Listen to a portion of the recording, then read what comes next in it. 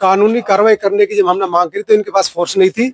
और आज आप लोनी में जाकर देख लो तो पूरा लोनी और पीएसी सारे पुलिस पूरे गाजियाबाद की जिले की पुलिस फोर्स लोनी में भेज दी गई। उनको डर है कि दलित समाज अगर इकट्ठा हो गया तो फिर यहाँ बड़ा मामला बन जाएगा। धीरे धीरे समझ आ रही है समाज को, ऐसा कुछ नहीं है कि समाज सो रहा है, समाज जग भी रहा है, सो भी रहा है। आपकी बात काट के मैं एक बात बोलना चाहूंगा, जो सरकार ऊपर से नीचे तक सिर्फ बीजेपी की सरकार है। लोनी के अंदर विधायक बीजेपी का है, प्रमुख बीजेपी का है, सांसद बीजेपी के हैं, पार्षद बीजेपी के हैं। क्या जब बीजेपी सरकार कोई धरना प्रदर्शन करती है या फिर कोई प्रोटेस्ट निकालती है, जब तो हिंदू में गिनती कर देती है जाटो समाज की कि हिंदू हो आप, रोड पे आओ, फ्रंट पे आओ। क्या जब कोई पीड़ित परिवार के साथ कोई घटना होती है, रेप होता है, फांसी लगती है, कोई बीजेपी सरकार का कोई भी पदाधिकारी या फिर कोई भी लोनी के अंदर नहीं जागता? जब गिनती हमारी दलित समाज में हो जाती है। हमारा समाज धीरे धीरे जग रहा है, ऐसा कुछ नहीं है, सो रहा है धीरे। लोनी की एक घटना, जिस घटना ने लोनी वासियों को झकझोर दिया। लोनी वासियों कहें तो लोनी के उन लोगों को जो दलित समाज से आते हैं, दलित समाज से कहें तो आज वो हिंदू की लड़की का, हिंदू की बेटी का एक रेप हुआ। और हिंदू समाज जो कि कहें, जो अपने आप को कभी अम्बेडकरवादी नहीं मान पाया।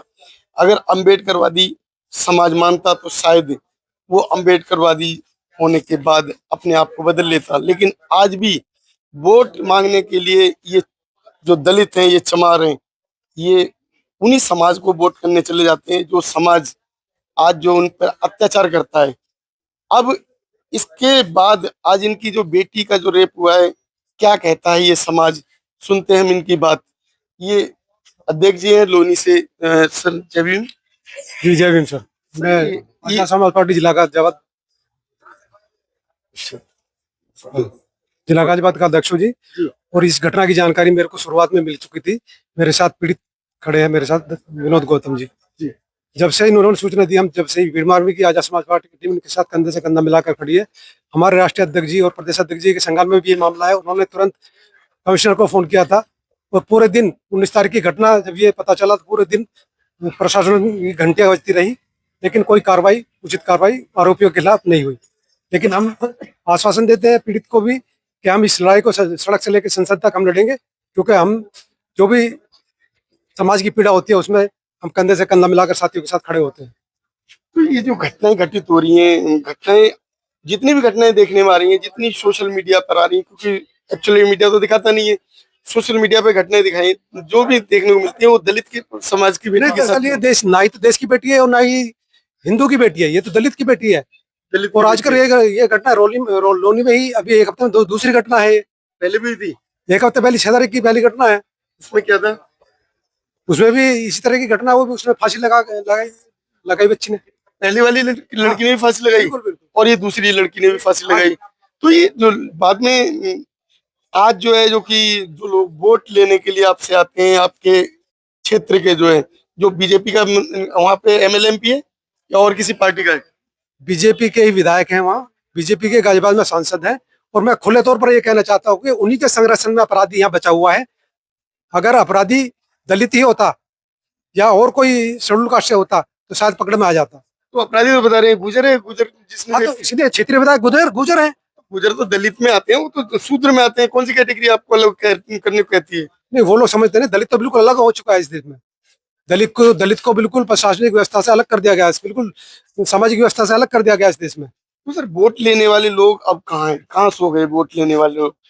वो किस जगह चले गए? क्यों आपके साथ नहीं आए? क्यों आपकी पार्टी का जो वोट लेने के लिए जब आए थे तो आपकी बेटी का जब रेप हुआ तो उस साथ क्यों नहीं खड़े हुए? देखिए, मेरी अपने राष्ट्रीय अध्यक्ष जी और अपने प्रदेश अध्यक्ष जी से इस मामले में सुबह भी बात हुई है, जैसे ये जानकारी मेरे को मिली।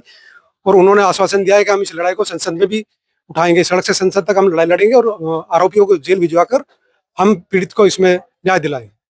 बाबू जी, आपकी उम्र जो बता रही है, आप काफी उम्र देख चुके हैं। है जी, यहाँ हूँ। अच्छा, तो जैसे आप लोग एक बात बताइए, जब आप लोगों के समाज के साथ ये घटनाएं घटित होती हैं, क्या वो हिंदू समाज आप लोगों के साथ आता है? सर कोई नहीं आता। दरअसल ये एक दलित का नाम धर रखा है कि भाई दलित है, और वोट लेते टाइम दलित आगे हो जाता है। कोई भी काम होता है तो उसमें दलित आगे हो जाता है, मरने के लिए दलित आगे हो जाता है। लेकिन जो कोई भी कानून कार्रवाई होती है उसमें पीछे हो जाती है प्रशासन। कोई कार्रवाई नहीं होती उसमें। क्या वजह है, उसकी वजह क्या है? इसकी वजह ये सब ऊपर से लेके सिस्टम का इतना खराब चल रहा है, सरकार का इतना नियम खराब चल रहा है कि अगर वो सिस्टम सुधर जाए तो ये दलित तो कह ले, किसी के लिए भी, बेटी के लिए किसी का बलात्कार नहीं होगा, ना ही किसी के खिलाफ कोई भी अपराध होगा। सर, उसको कैसे सुधार सकते हैं? कानूनी कार्रवाई करने की जब हमने मांग की तो इनके पास फोर्स नहीं थी। और आज आप लोनी में जाकर देख लो तो पूरा लोनी और पीएसी सारे पुलिस पूरे गाजियाबाद की जिले की पुलिस फोर्स लोनी में भेज दी गई कि उनको डर है कि दलित समाज अगर इकट्ठा होगा तो फिर यहाँ बड़ा मामला बन जाएगा। नहीं तो उन्होंने अब फोर्स को भेजा है, उस फोर्स को भेजने का फायदा क्या हुआ? 2 दिन पहले जब उसका रेप हुआ तब तो जो किसी को भेजा नहीं। नहीं, हम तो अभी भी खुले तौर पर ये कह रहे हैं कि अगर दलितों उसके आरोपियों की गिरफ्तारी नहीं हुई तो पूरा दलित समाज लोनी में आंदोलन करेगा। और हम जब तक इस डेड बॉडी को हम अंतिम संस्कार नहीं करेंगे तब तक आरोपी जेल में के सलाखों के पीछे नहीं होंगे। अगर पुलिस ने कार्रवाई नहीं की तब क्या करोगे आप? हम वही तो बताना चाह रहे हैं, पुलिस ने अगर कार्रवाई नहीं की, आरोपी जेल नहीं भेजे तो हम आंदोलन करें इसके लिए। आंदोलन करेंगे? आंदोलन तो करेंगे सर, लेकिन आपका समाज कब जागेगा? कब जो अभी तक सोया हुआ है, गहरी नींद में, हजारों सालों से गहरी नींद में जो पड़ा हुआ है, वो कब जागेगा? धीरे धीरे समझ आ रही है समाज को, ऐसा कुछ नहीं है कि समाज सो रहा है, समाज जग भी रहा है, सो भी रहा है। आपकी बात काट के मैं एक बात बोलना चाहूंगा, जो सरकार ऊपर से नीचे तक सिर्फ बीजेपी की सरकार है। लोनी के अंदर विधायक बीजेपी का है, प्रमुख बीजेपी का है, सांसद बीजेपी के हैं, पार्षद बीजेपी के हैं। क्या जब बीजेपी सरकार कोई धरना प्रदर्शन करती है या फिर कोई प्रोटेस्ट निकालती है, जब तो हिंदू में गिनती कर देती है जाटो समाज की कि हिंदू हो आप, रोड पे आओ, फ्रंट पे आओ। क्या जब कोई पीड़ित परिवार के साथ कोई घटना होती है, रेप होता है, फांसी लगती है, कोई बीजेपी सरकार का कोई भी पदाधिकारी या फिर कोई भी लोनी के अंदर नहीं जागता? जब गिनती हमारी दलित समाज में हो जाती है। हमारा समाज धीरे धीरे जग रहा है, ऐसा कुछ नहीं है सो रहा है, धीरे धीरे जग रहा है, धीरे धीरे चेंज होगा। जिस दिन सत्ता परिवर्तन होगा उस दिन इसका जवाब हम जवाब तरीके से देंगे। आपने कहा सत्ता परिवर्तन होगा। अध्यक्ष जी, मैं ये जानना चाहता हूँ, सत्ता परिवर्तन की बात आती है तो कैसे आप सत्ता परिवर्तन कर लोगे? आप लोग छोटी छोटी अलग अलग तो पार्टियां बना ली, आपका समाज तो वही 20-22% को आपने 10वीं जगह बांट दिया।